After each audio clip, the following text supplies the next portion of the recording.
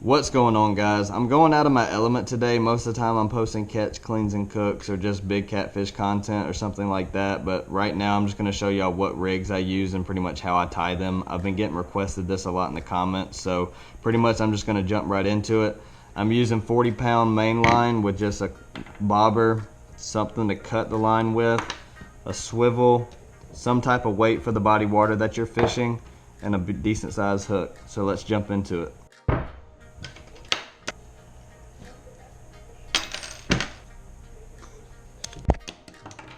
But you see this bobber is holding this hook up.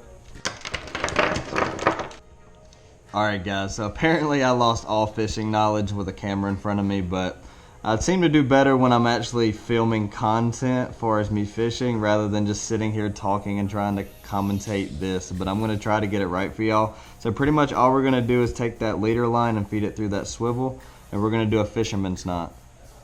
This only takes about 3 or 4 twists. Go through that loop that you made doing those twists and pull it tight just like that. Cut that excess off and you're good to go. Now with the hook side, you're just going to repeat it, the exact same thing. Now I would use a longer leader, but for filming purposes and keeping it all in frame, I'm just going to keep it shorter. So same thing, 3 or 4 loops, feed it through that,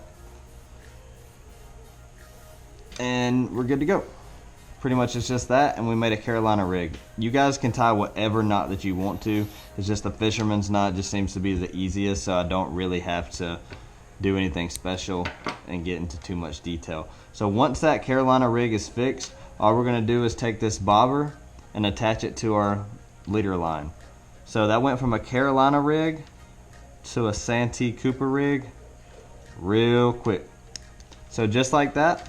So if you guys can imagine, your sinker is going to be on bottom, but this bobber is going to keep your bait suspended as long as your bobber can support the bait's weight. So if you have a huge skipjack head on here, it might not be able to support it, but if you have a little brim or a nice cut shad, it'll keep that bait off bottom, keep it out of the mud, keep it out of the rocks. It's a really good fishing rig for rivers or any kind of current fishing, or if it's just muddy and you just don't want your bait sitting in mud.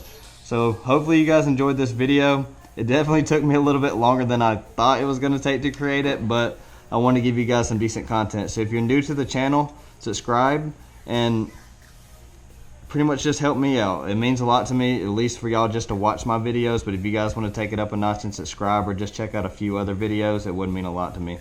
So thanks so much for tuning in.